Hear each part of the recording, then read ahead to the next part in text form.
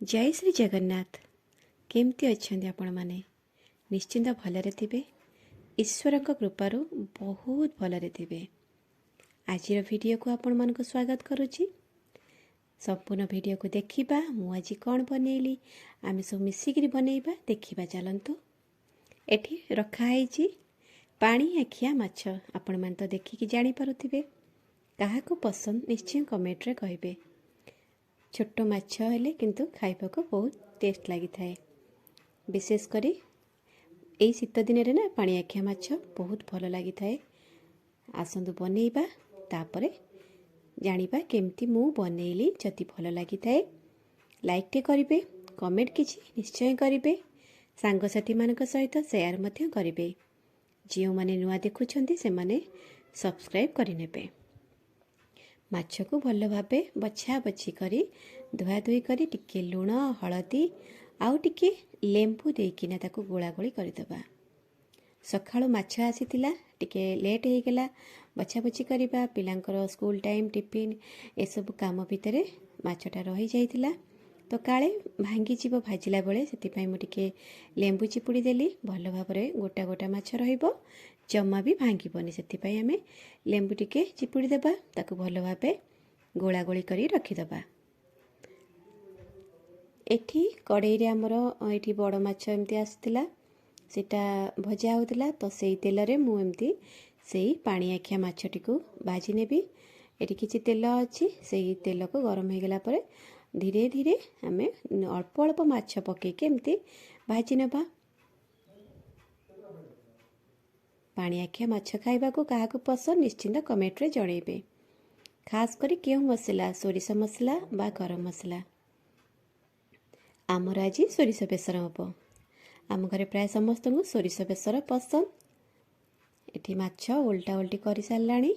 एमती सब माछ को आमे भाजिकी काढ़ी रखी देइछु। मसलाटी रेडी करिबा। धला सोरिष टिके आउ आमर कला सोरिष टिके ए सब मिक्स करके बाटिले ना सोरिष बेसरटा खाइबा को बहुत भल लगी थाए।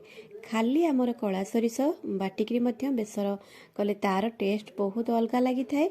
आ धला सोरिष मिक्स कले तार टेस्ट मत नियारा लगी थाए। तो मिसेइकरी बाटिले भल लगे। पिला माने खाइबा को बेसी पसंद करती। कला सोरिष टिके बेसी रागिया लगी थाए, सेति कम परिमाण रे आमे व्यवहार करूछु। जेतिकी सोरिष तार अधा कला सोरिष आ अधा जीरा एमती देकिना बतुरई देइथिलु। तापरे किछि रसुण रसुण बिना सोरिष मसला तो जमा भी भल लागेनी, आपण माने निश्चिंत जानिथिबे। ता सहित किछि पियाज पियाज देकी बाटिले ना मसलाटी बा बाटणटी टिके मधुरिया लागि थाए। तो मिक्स करी बाटी नबा। आमे तो माछ भाजिकी रखीचे मसला मध्य बटाबटी हो गलानी।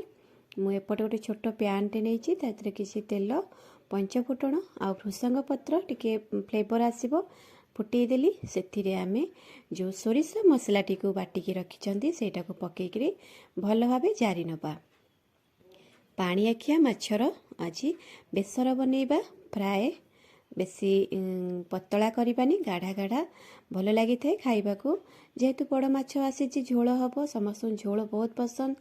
तो ए माछटी को आमे एमती सुखा सुखा टिके करबा को पसंद करूछु।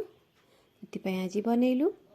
तेलर टिके हलदी आउ लंका गुंड एमती पके देले कलरटा भल आसी थाए। समस्त तो जानिचंती, आमे मध्य सेई पई कलर टिके लाल लाल दिसले आखि की जेमती सुंदर दिसिबो, खाइबा को इच्छाटा टिके दुई गुणा बढ़ी जाए बोली कहती।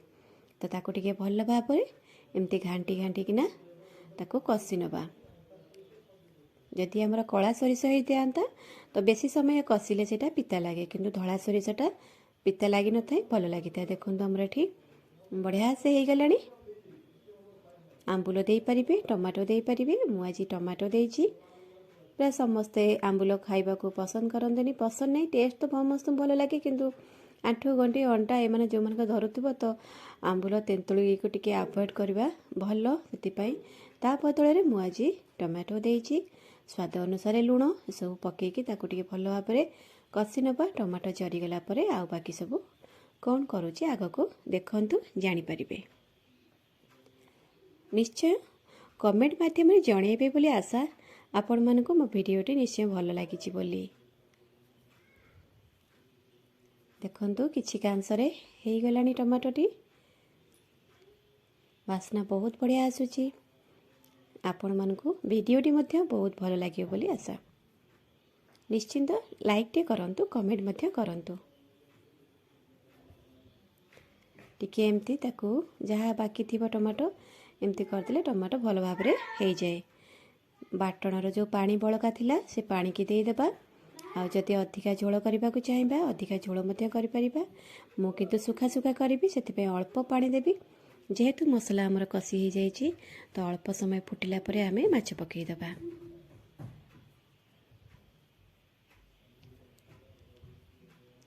ଆମର ଏଠି ମସଲା ମଧ୍ୟ ରେଡ଼ି ହେଇଗଲାଣି। ଏବେ ମାଛ ସବୁ ଯେତିକି ଆମେ ମସଲା କରିବା ବା ସୋରିଷ ଫ୍ରାଏ କରିବା ସେତିକି ମାଛ ଆମେ ବ୍ୟବହାର କରିବା। ବାକି ମାଛ ଆମେ ଭଜା ରଖିଦେଇଛୁ। ଅନ୍ୟମାନେ ଭଜା ଖାଇବାକୁ ଯେଉଁମାନେ ପସନ୍ଦ କରନ୍ତି ସେମାନେ ଭଜା ମଧ୍ୟ ଖାଇପାରିବେ। ଆକୁ 5 ମିନିଟ୍ ପାଖାପାଖି ଫୁଟେଇ ଦେଲେ ଏଇଟା ସିଝିଯିବ। ଆମର ରେଡ଼ି ହେଇଯିବ ପାଣି ଆଖିଆ ମାଛର ବେସର ଫ୍ରାଏ।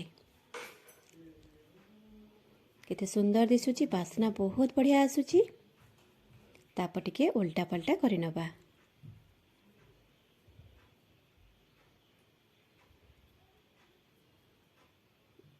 ବହୁତ ବଢ଼ିଆ ସେ ହେଇଗଲା ଆମର ମାଛ ବେସର ଫ୍ରାଏ। ଟିକେ ଅଧିକା ସ୍ୱାଦକୁ ବଢ଼ାଇବା ପାଇଁ ଏଠି ଆମେ ପକାଇବା ଧନିଆ ପତ୍ର। ଶୀତ ଦିନରେ ଛନଛନିଆ ଧନିଆ ବହୁତ ପରିମାଣରେ ଏବେ ବାରିରେ ହେଉଛି, ମାର୍କେଟରୁ ମଧ୍ୟ ଆଣିପାରିବା। ଏଇଟା ଆମ ବାଡ଼ିର ଧନିଆ ପତ୍ର। ଆକୁ ମଧ୍ୟ ଆମେ ପକାଇଦେବା। ତାପରେ ଓହ୍ଲେଇ ଆଣିବା, ପରସିବା। ଆସନ୍ତୁ ପରସି ନେବା ପାଣି ଆଖିଆ ମାଛର ବେସର ଫ୍ରାଏ। କେମିତି ଲାଗିଲା ନିଶ୍ଚିନ୍ତ କମେଣ୍ଟ ମାଧ୍ୟମରେ ଜଣାଇବେ ବୋଲି ମୋର ଆଶା ରହିଲା। ଲାଇକ୍ଟେ କରିବେ, ସେୟାର କରିବେ। ଆଉ ଯେଉଁମାନେ ନୂଆ ଦେଖୁଛନ୍ତି ସେମାନେ ସବସ୍କ୍ରାଇବ୍ କରିବେ ବୋଲି ମୋର ଆଶା। ପୁଣି ଦେଖାହେବ ଆଉ କିଛି ରେସିପି ସହିତ ଆଉ କିଛି ନୂଆ ଭିଡ଼ିଓରେ। ଅପେକ୍ଷାରେ ଆପଣମାନେ ଥାଆନ୍ତୁ। ମୁଁ ମଧ୍ୟ ଚେଷ୍ଟା କରିବି ଆଉ କିଛି ଏମିତି ନୂଆ ଭିଡ଼ିଓ ଆଣିବା ପାଇଁ। ଯଦି କିଛି ମୋ ଭିଡ଼ିଓ ବିଷୟରେ ଆପଣ ଓପିନିଅନ୍ ଦେବାକୁ ଚାହୁଁଥାନ୍ତି ନିଶ୍ଚିତ କମେଣ୍ଟ ମାଧ୍ୟମରେ ଜଣାଇବେ ଆଉ କେମିତି କଲେ ଭଲ ହେବ।